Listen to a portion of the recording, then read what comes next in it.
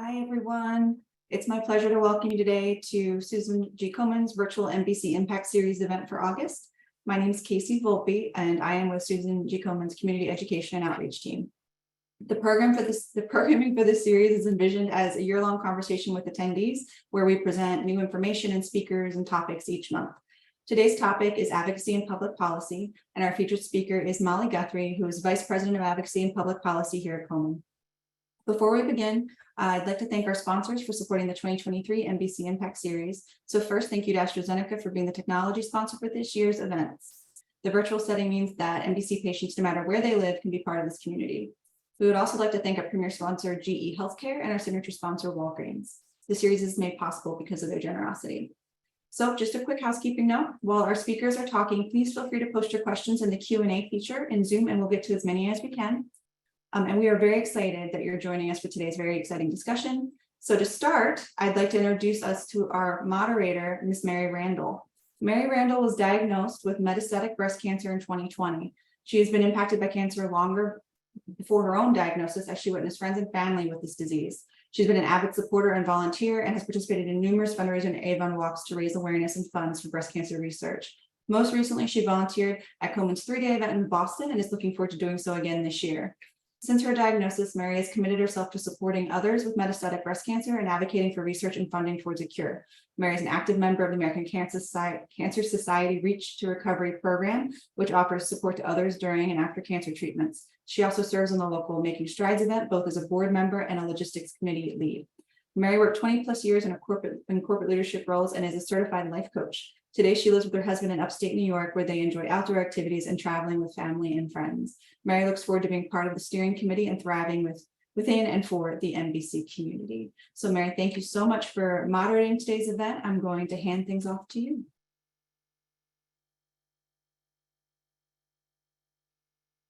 Thank you so much, Casey. I'm so glad everyone has joined us today. As a metastatic breast cancer patient, I've been on this journey for a little over 2 years. I started out getting diagnosed with breast cancer, and within a month it had spread and I became a metastatic breast cancer patient. And I didn't even know what the word metastatic meant at the time. And I certainly do now. And I know that I myself have faced challenges as far as palliative care. And just with the concept that once you have metastatic breast cancer, it's almost like there is no cure for it. And so that's why I really am interested in what Molly does and how we as a country and in a global effort can find ways to not only prevent people from getting breast cancer, but helping those that do through additional research and ways to make people more comfortable as they go through this journey. So with that, I'd like to introduce Molly.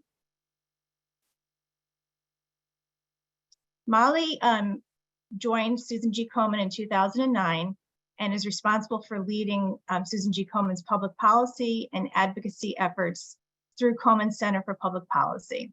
As such, Molly oversees Komen's work to advance key legislative and regulatory objectives at the federal, state, and local levels.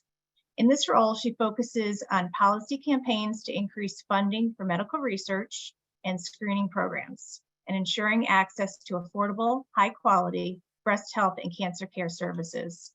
In addition to working on policy campaigns, her team works on increasing capacity for policy and advocacy work with grassroots volunteers across the country. Prior to joining Komen, Molly attended the University of Kansas, where she received her Bachelor's of General Studies with an emphasis on political science and communication studies. She worked in the offices of Governor Kathleen Zbalas, Congressman Dennis Moore, and the Kansas Health Policy Authority during college. Molly resides in Kansas with her husband and 2 dogs. And Molly, welcome to the webinar today.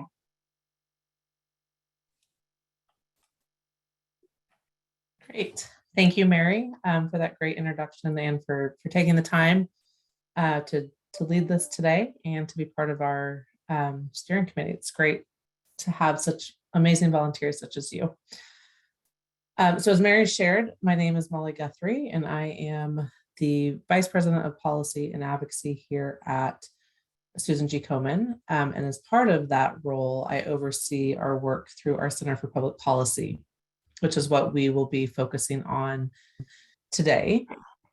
For anyone that's had the pleasure of engaging with our policy work before, it typically focuses most on our federal and state legislation, but there's a lot of work happening in the regulatory space as well.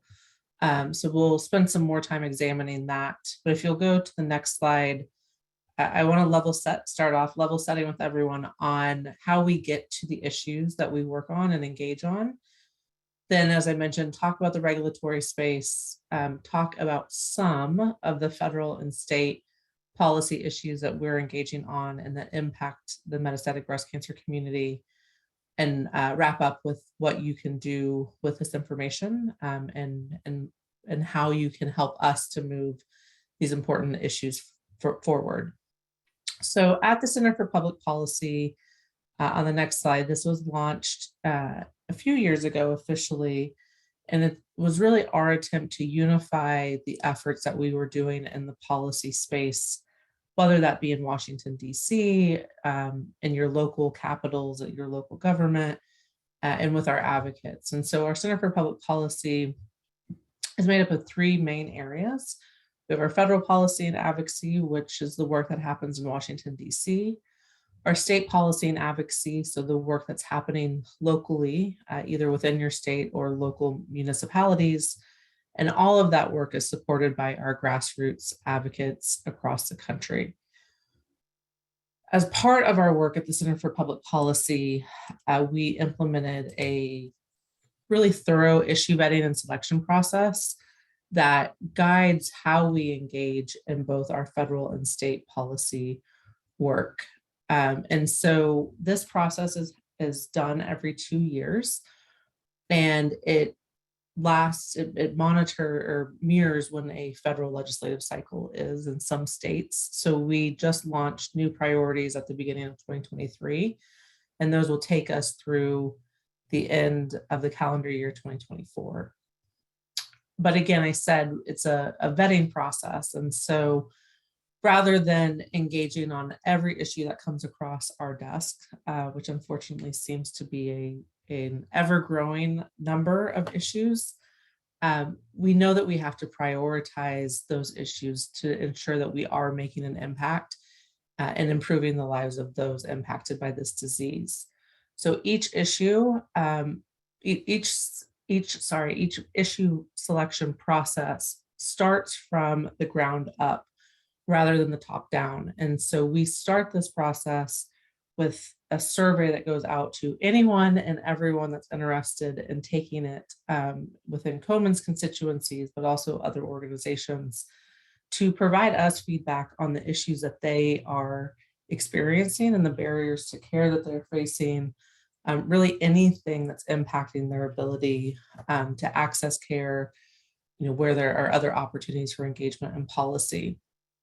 And we switched this process because historically, a decade or so ago, it was from the top down. We feel really passionate about making sure that the work we're doing is benefiting those that we serve and is truly what is needed by the community. So we take the information from that survey and take the top issues and then score them against really set criteria, including, how it is impacting or relevant to our mission. Can we as an organization or within coalition realistically influence the outcome of this issue, and how much of an investment, whether that be financial or staff time or volunteer time, is needed to get to the impact or the change that this policy issue would involve. So again, as I mentioned on the next slide, we start with that survey that goes out to really everyone, all the key stakeholders. Our Public Policy Advisory Board is responsible for vetting those issues against the criteria that I just shared. And that Policy Advisory Board is made up of 9 individuals with a varying background of expertise in policy, but also ensuring that we have the patient voice. So we have 2 patients on our Public Policy Advisory Board, now, one who was diagnosed with early stage breast cancer and one who's living with metastatic breast cancer, to make sure that we're reflecting the entire continuum of those with the lived experience of breast cancer. They have the daunting task of narrowing down that list of issues to ultimately get us to our issue slate, which I mentioned at the beginning guides the work for the next 2 years. In January, we launched our 2023-2024 policy and advocacy priorities. And as you'll see on the next slide, it's broken down into 3 main issue areas: accelerating research, ensuring access to high quality care, and alleviating the patient burden.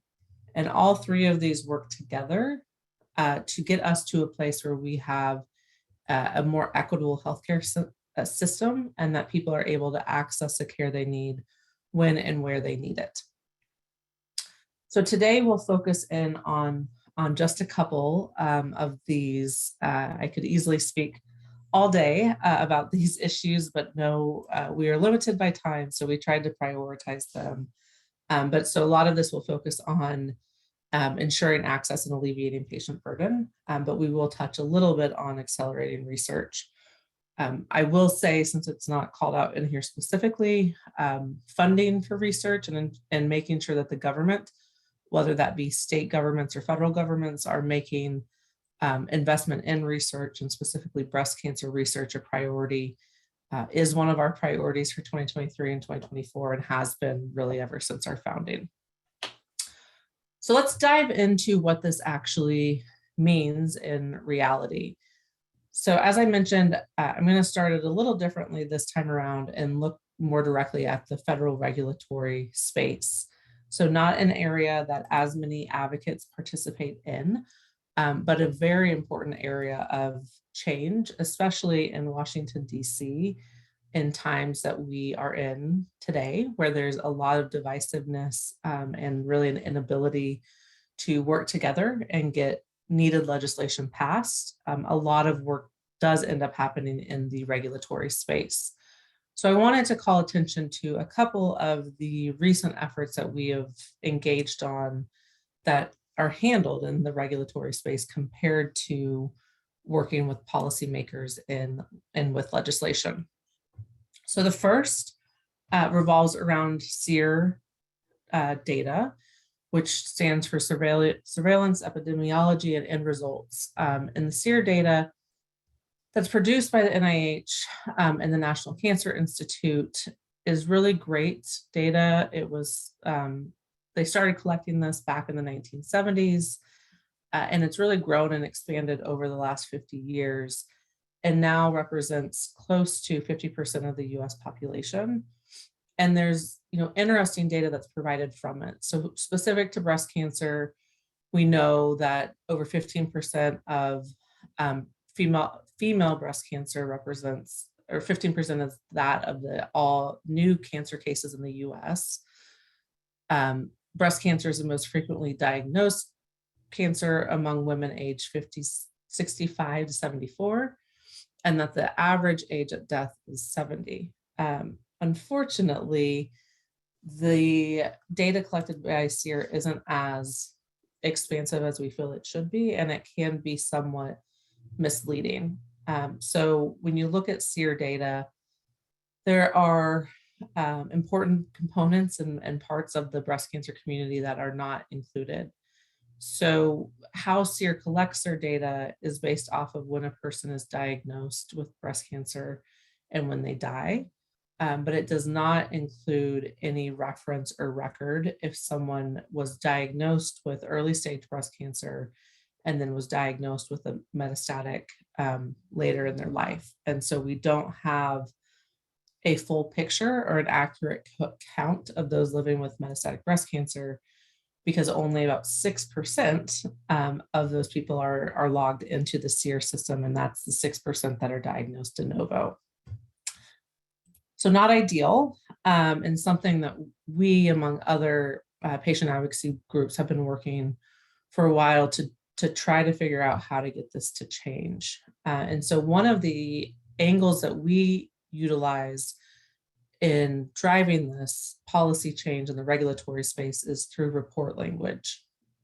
And it can take a long time to get the report language so that we actually get to a point of getting that report back. But this is language that's included in annual appropriations bills that are done by Congress.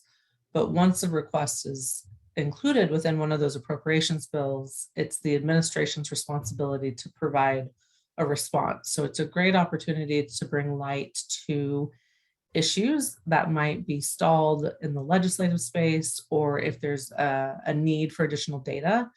It's a great place to call for that data because the departments and agencies within the administration have to provide that information back. So the last 4 years have included language requesting the NCI to modernize the SEER registry and the SEER data and to fill in key gaps. And one of those that we've been pushing for, again, is the metastatic recurrence. And so we've also, in report language, asked about funding made for clinical trials, looking specifically at MBC and for folks of color. But on the SEER data, if you'll go to the next slide, the budget that was just released earlier this year finally included, after 4 years, finally included a little bit more detail about what NCI has been doing to address the gaps that we know exist. So SEER made a new program called the core registries, and that these were used to expand the coverage of who was included within the US populations for representation. And there were more accurate data available to better reflect the US population. So you'll see the breakdown of what the SEER program data includes now. So, a step in the right direction, but we still haven't seen anything specific yet about what their plans are to address the inclusion of recurrence and metastatic cancers. So there's opportunity to continue to push Congress to address this. We feel like it's a step in the right direction, but clearly not enough for what we would like to see as the ultimate outcome, so that we do have a more accurate count of those living with MBC. On the second piece of our recent efforts around diversity in clinical trials, there was language specifically for metastatic breast cancer. There was language again that called for more information from the administration on what exactly this looks like. And the conference language you'll see on your screen. But the president's budget did include a little bit of a response, not as much detail or insight as we would like. So we'll continue to lean on the administration to provide more data into this. But NCI did launch a metastasis research network, and that network consisted of 5 collaborative research centers across the US that were using systems levels approaches to study multiple aspects of the metastatic process, including the response to therapy. And one of the research centers focused exclusively on breast cancer. So while the others are investigating different aspects of metastasis, there are similarities that they're finding with the center that's focusing just on breast cancer. The NCI also launched the Specialized Programs of Research Excellence, their acronym is SPORES, to fund breast cancer research focused on looking for translational research studies. And the breast cancer SPORES that were created, 3 of them are looking at disparities in planning projects that include efforts to diversify breast cancer research. So those are 2 examples of what can happen through report language. But there's additional regulatory work that you can do and engagement that you can do that creates a more immediate change than the data collection and information collection that happens through report language. So another area where we've engaged in the regulatory space is on clinical trial eligibility. And we know that exclusion criteria has been a big barrier, especially for those living with metastatic breast cancer, to access the clinical trials that they need. And so we've worked through legislation, but also through the regulatory space with the FDA to limit the elimination eligibility criteria to expand those that are eligible.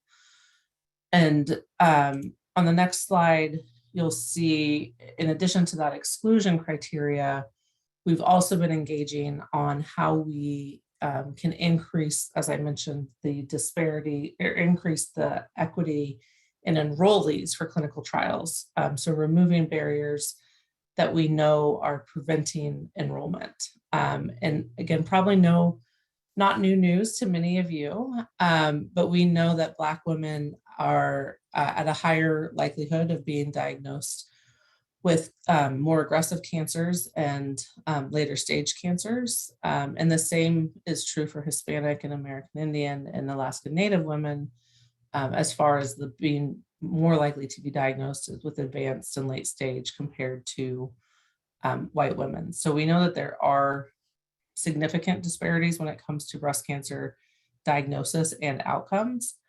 And ensuring that we have diversity in those clinical trials are a pivotal component of working towards addressing these disparities that we know exist in breast cancer. So again, working with a variation of agencies at the federal level, we've seen movement on increased diversity in clinical trials. We've seen 4 new breast cancer treatments approved in 2020. But at that point, there was only about 2 to 9% that were diverse. So there's improvements that are needed to get us to a better place to, again, to have that more representational participation, to know what the impact is going to be on people that are actually going to be utilizing those drugs. And for those living with MBC, a clinical trial might provide the only access point to that therapy. And if we're not getting people enrolled in those, then they're not going to have access to the therapy that they likely could need to prolong their life. So again, very quick examples on what happens at the regulatory space. I know it can be daunting. And so through the Center for Public Policy, we are working to build out more trainings on how to engage in the regulatory space, because just like what we do in the legislative space, all of us have the opportunity and need to engage in these policy decisions that are being made. So stay tuned for more opportunities there. I'd like to pivot now quickly to what's happening on the legislative side. So again, we know that there are a lot of barriers in place that impact people's ability across the spectrum to get the care they need, to get a diagnosis, to get the treatment, the palliative care that Mary mentioned. Unfortunately, the list goes on and on where those barriers exist. But I did want to highlight a few examples of where we are engaging, specifically looking at access to care and to treatment, so that there's some hope that there are resolutions to these issues possible if we keep our lawmakers accountable. So our first issue is around access to Social Security disability insurance and Medicare. If you are not familiar, there are pretty lengthy waiting periods in order to get these services that we have all paid into once you're diagnosed with metastatic breast cancer. So on the Social Security disability insurance side, according to current policy, individuals with MBC are required to wait at least 5 months before receiving that benefit. And once you're approved for SSDI, then there's an additional 24 months tacked on to that after approval for SSDI that you have to wait before you can get your Medicare health coverage benefits. So combined, we're talking about 29 months, assuming everything goes smoothly. And so it's absurd across the board for anyone to go through this, but we know really how just out of tune this is for those living with MBC. And I've unfortunately known too many people that have literally died during these waiting periods because they haven't been able to access the financial support and the healthcare coverage that they need. The maybe silver lining is that there is legislation that would eliminate these waiting periods. So it would eliminate both the 5-month waiting period for Social Security disability insurance and the 24-month waiting period for Medicare. A little bit of a roller coaster, I would say. So the good news is the bill exists. The bad news is we were very close to getting it passed last Congress, which ended at the end of the calendar year last year, and couldn't get it, the Metastatic Breast Cancer Access to Care Act, we couldn't get it across the finish line. So we had to reintroduce it in the 118th Congress, which just started in January. So the bills are introduced in the House and the Senate, but we have to start from square one. So last Congress, we had more than 50% of both chambers that supported these bills. And where we're at now, the House bill, I looked this morning, has 180 co-sponsors. So that's out of 435. And the Senate is even more dismal in that there are currently only 5 co-sponsors of that bill. And so I encourage you all in the chat, there was a link shared to take action to contact your legislators to ask them to get on board and to get this legislation moving this Congress, because quite literally those living with MBC don't have the time to wait. And this is common sense legislation that we should be able to move forward. Transitioning over to access to therapies, which we know is obviously vitally important for everyone living with metastatic breast cancer. Unfortunately, through our healthcare system, there are a lot of barriers in place that can make it difficult for people to access the therapies they need when and how they need them. And so one of the issues that's been around the longest, that hopefully many of you are familiar with on the call, is oral chemotherapy. So when I started with Komen way back when in 2009, this was a new issue. There were just a couple oral agents on the market, but we were already seeing disparities in ability for people to access them because they were covered differently than your traditional going to an infusion center and getting an IV for your chemo. Since then, today, we know about 35% of the pipeline is leading towards oral agents. And today, it's not an either or. There's not an oral agent or an IV. You either have oral or IV. And so more and more of those therapies are being produced just in oral form. So as I mentioned, there's a huge disparity in patient out-of-pocket cost, because if you were prescribed a traditional IV, that's covered like a normal office visit. So you're going in and paying your $25 or $50 copay and receiving your therapy. On the oral chemotherapy side, that's covered by people's pharmaceutical benefit. And unfortunately, as a result of that, you're subject to cost sharing. And so that varies by health plan, but it also varies where your drug falls on the health insurer's chart. So it could be 10% cost sharing, it could be up to 50% cost sharing, depending on your plan. But what we've seen, especially in the breast cancer space, is that this equates to potentially thousands of dollars out of pocket each month for your oral chemotherapy agents, which is, again, not acceptable. And the data shows that when out-of-pocket costs rise above $500, abandonment jumps up to 60%. And I think 500 is pretty high. I would say that, when I first started, that threshold was at 100. And so again, policy solutions exist, and the policy solution on this one is to create parity or consistency between an oral agent and IV therapies. And so federally, the Cancer Drug Parity Act on the next slide has been reintroduced, and these are from the 117th Congress, but just before August recess, the oral parity legislation was reintroduced in the Senate. We're still waiting for the House companion legislation, but we'll continue to push for that bill federally. The good news here is that the federal legislation is of utmost importance because we've had so much success at the state level. So again, I started working on this issue in 2009. And at that point, there were 2 states that had legislation to create this parity and coverage. If you go to the next slide, you'll see where we are today. So the pink indicates states that have implemented chemotherapy parity laws. The states on here that are dotted have the parity laws, but they include what we call caps. So it's not true parity, it's parity in that your cap is $200 or $100 out of pocket compared to zero, or compared to the pure parity that you would have in the other states.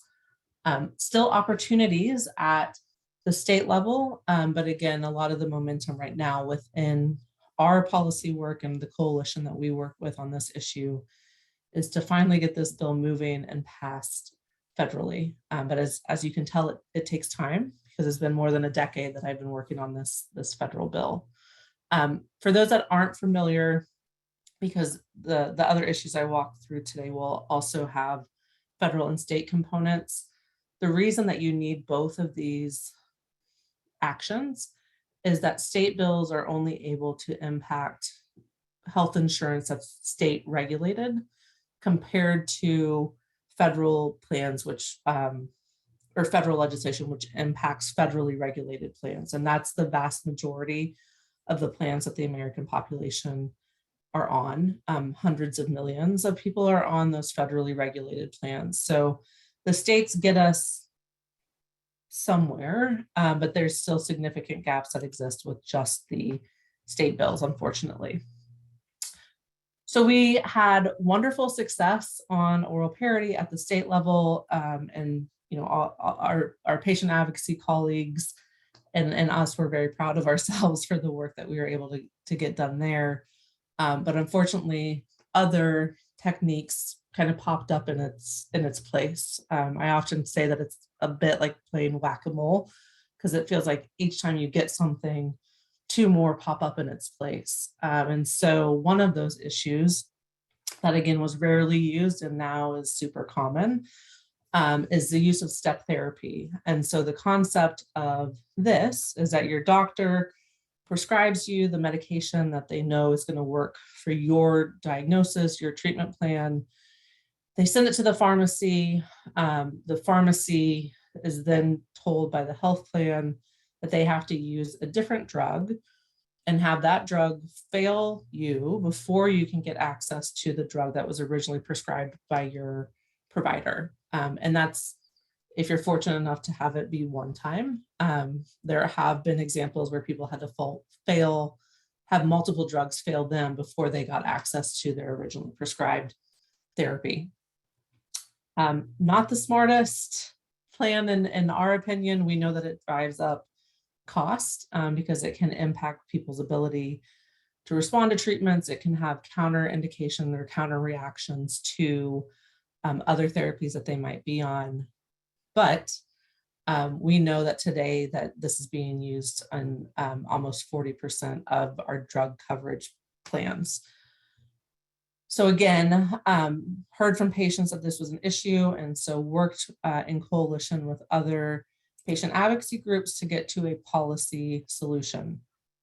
Federally, we have the Safe Step Act, which creates a transparent, standard process from plan to plan on how you can appeal a step therapy requirement and how much time your health provider has to get you an answer back, because that's also been an issue that sometimes it used to take 30 to 60 days to get an answer. And that's time that people don't have. So these are two bills introduced federally, House and Senate. Hopeful to see some movement on these, especially the Safe Step Act got some attention earlier this year during committee markup, but quickly got shut down. You'll see a trend that a lot of these insurance reform laws are tough, especially dealing with with therapies and treatments. So while not great news federally, another example of where we have seen success at the state level. So you'll see the majority of the US is colored in, which means that there are step therapy laws in place. So there's standardization of the appeals process, the time that they have to respond. It does not outright prohibit the use of step therapy. Where we have come in as a standalone organization at Komen is to take it a step further, and that's for the prohibition of step therapy altogether for individuals that are living with metastatic disease. Again, I don't feel like step therapy should be used on anyone, but it feels especially silly to be doing this for those living with metastatic disease that have such tailored and targeted treatments. And so you'll see the map here is not quite as filled in, but that we've had success with about 10 states that have passed metastatic step therapy laws that outright prohibit the use of step therapy if you're living with metastatic disease. We'll have a couple more added to this map for introduced legislation, hopefully in the next couple months. But this is an area that we continue to plan to lean into in the years to come. A couple others really quick, and then I'll wrap up. One is our copay adjuster programs. So we know health insurance companies know, pharmaceutical companies know that drugs are expensive. And so there have been utilizations of coupons in order to make those drugs more affordable for patients. And again, a process that had been working for a long time. And then in the last few years have seen a change to how those coupons and copays are counted towards someone's deductible. And so through these adjuster programs, those out-of-pocket costs and your copays aren't added up into your deductible if you're using some of those copay coupons. And so, it basically means that you have to restart in order to get to your deductible, and creates a huge barrier to getting, again, to that point where you're able to access your therapy should you be off of the coupon or have a different need that changes. The affordability just increases exponentially.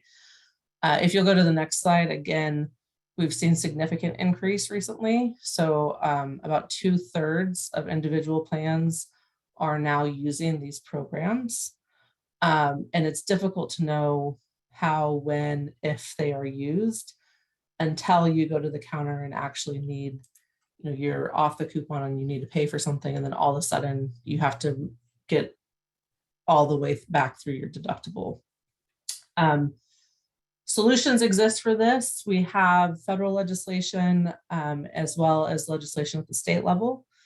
20 states have already passed legislation to limit, and where we're really lucky to ban the use of these programs in state regulated health plans. And then lastly, a newer issue with the evolution and investment that we've made into research is that we now have increased usage of biomarker testing to know if and how a treatment will work for people utilizing different therapies. And so oftentimes these are also referenced as companion diagnostics because you're taking the biomarker testing to know if that therapy will work for you. Unfortunately, like everything else, this biomarker testing comes with cost. We do not have federal legislation on this issue yet, but this has been an issue that has been moving forward at the state level. Again, not as filled in as some of the others, but this is a newer issue. So on this slide is where light pink current legislation is in place, and then the dark pink is where legislation was introduced in 2023. So there's a trend to make sure that there is streamlined access to biomarker testing. And this is an issue again, where we're working within Coalition because it's not unique just to breast cancer. It's unfortunately across the cancer spectrum.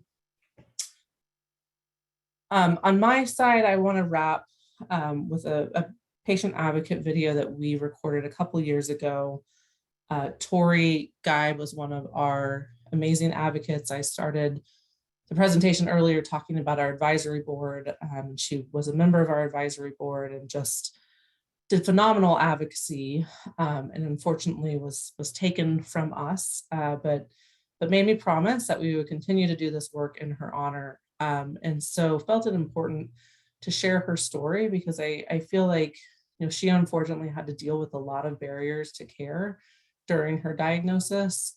And it really puts these policy and regulatory issues that I've been speaking to, puts a face on them and makes you understand what it means for someone living through this and going through this each day.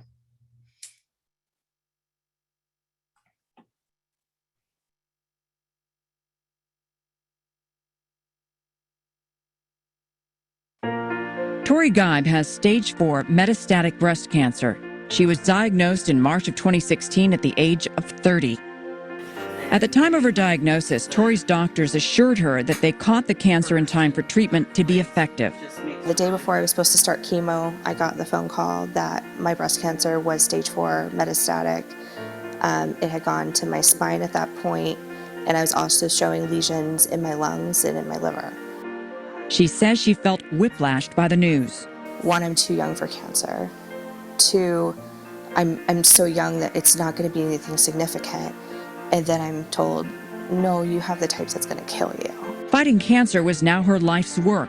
What she didn't anticipate was fighting through so many barriers to get quality and timely care and treatment. And relax. It started out with having to fight to get the right medications her doctor had prescribed her. I had to fail first on a medication that was traditionally given to metastatic breast cancer patients and to people that were done with treatment that had hormone-positive breast cancer before the insurance would pay for the treatment that my doctor really wanted me to go on. Eventually, Tori says she got on to the doctor-prescribed medication and it was working. But after a few cycles, her pills didn't arrive as ordered. So I called and I said, hey, my prescription didn't come. I'm supposed to start this tomorrow morning. And they said, well, we didn't send it because you don't have insurance. It turns out because Tori was in the process of being put on disability, that automatically canceled her employer-provided health insurance, and nobody told her. Okay, well, what's it going to cost just to get 1 month's supply? That way we can just get covered for this 1 month. And they said it was going to be over $11,000. After talking with the drug manufacturer, they suggested Tori applied for Medicaid to help in getting her medications. So I ended up applying and was denied because I made $3 a month too much to qualify for Medicaid in my state. Although she's now insured and getting treatment for her cancer, she says this 3-year cancer fight has left her feeling exhausted beyond words, not just from treatment, but from all of the other battles she's had to wage to get the care she needs. Those battles are varied, but the list is long. She says she's been denied treatments, misdiagnosed, had to file for bankruptcy, move in with her parents, has lost her insurance twice, will never be able to work her dream job again, and drives an hour each way 4 to 5 days a week for her treatments.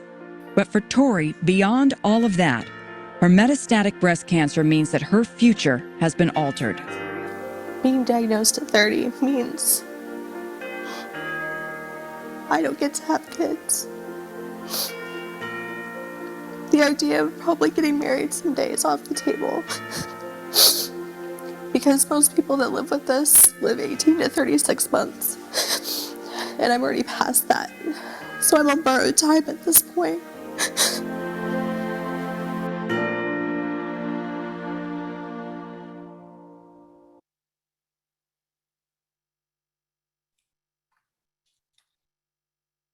So thankful for Tori's advocacy, and I miss her fierce determination, being next to us and working alongside us for this important work. And so grateful that she set such a high bar for us all to continue to go and move towards. So if you want to be more involved in our policy work, we'd love to have you. You all are the reason that we do this work, and why we keep putting up the good fight, because we know these issues are so important. So if you didn't take action on the first link, you can sign up to become an advocate by texting Komen, excuse me, to 40649, or clicking on the link that's been shared in the chat, and that will sign you up to become an advocacy insider. You'll stay in the know when we're moving this legislation federally or in your state. Also, if you've been impacted by any of these issues that we talked about today, and you're willing to share your story, please do. The more we can put faces to these issues to help these issues stand out to policymakers, the more likely we are that these policies are actually going to move and push forward. And then the last easy to do thing, if you're a policy nerd like me and want to stay in the know, is to follow our social channels on Twitter, Instagram, and Facebook. And with that, I will turn it, I think, back to Mary for questions. Thanks so much, Molly. What a presentation. I'm just really in a somber state right now, especially with the video at the end. And thank you for all your good work. We've had a couple of questions come in. You shared with us early in the presentation information on the SEER stats for metastatic breast cancer. And when you take a look at those statistics, can you explain how the monies for metastatic breast cancer research monies are so low when there is definitely justification to spend more money on it? So government funding of research gets a little tricky because how they report back out on investment is, or how things are budgeted are based off of line items.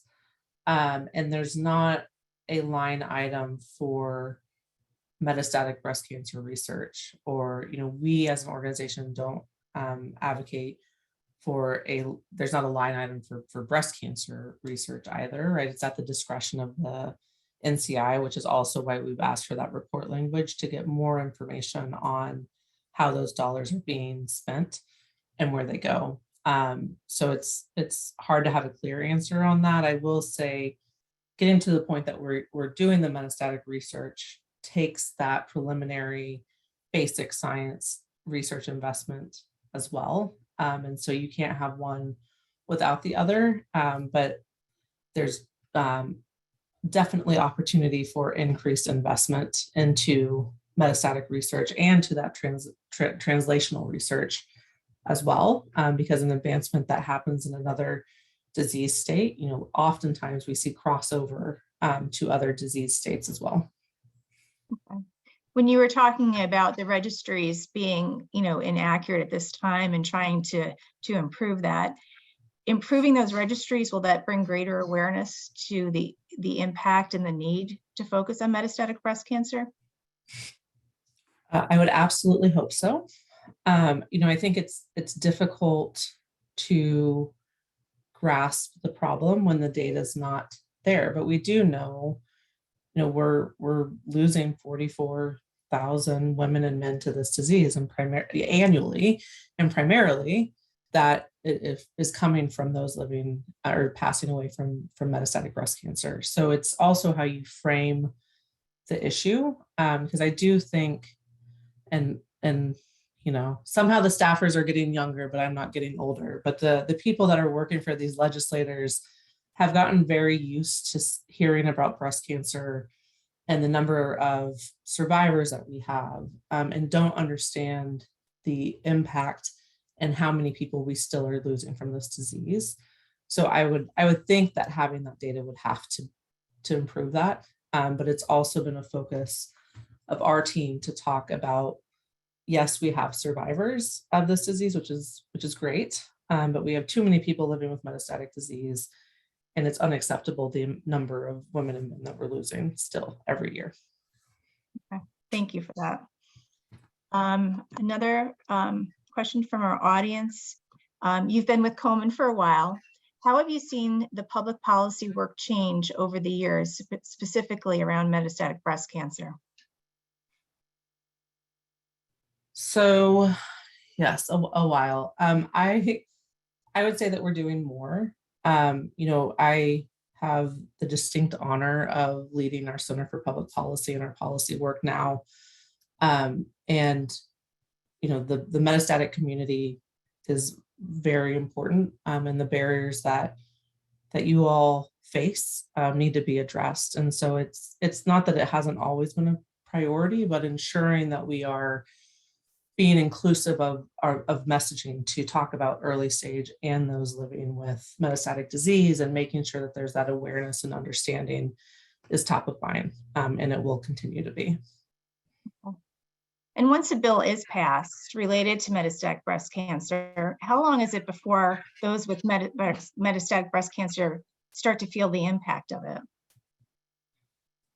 Another great question, and is typical with our work, not a straightforward answer. So each bill has a different implementation date, but it's typically not that far after. So for example, the metastatic step therapy bill that I mentioned earlier, we recently had that bill passed in Oklahoma. And so implementation of that will start in January. So they're typically done by calendar year, because if you think of your health insurance, that's when the plan years happen. But the other big part that we're leaning into now is the implementation. So making sure that we're holding people accountable, holding insurers accountable, that when these bills are passed, that they're truly actually getting to the patient, and the patient is seeing those benefits. So it's not immediate, but it's not years down the road. Okay, all right. Some more questions. What do you think is the most important thing for those with metastatic breast cancer to know about public policy work? That it matters. And I think the second point of that is that your voice matters. I feel like public policy in general can feel daunting, and it, gets made into movies and TV series, and it just seems like an impossible thing to engage in. But whether you're talking about state policy or federal policy, these elected officials work for you. And this matters. And that's honestly, one of the things I love about working with the metastatic breast cancer community the most is, and Tori's a shining example, right? She knew her time was limited, but she wanted to use her voice to get these policy changes done so that other people weren't going to have to go through what she went through. And so using your voice is just so vital, and demanding that your lawmakers listen and do something about it. It's a great message. Sometimes I think we think that we don't have any impact as individuals, but collectively, I'm sure we do. Which pending bills are you most passionate about, and why? Oh man. I'll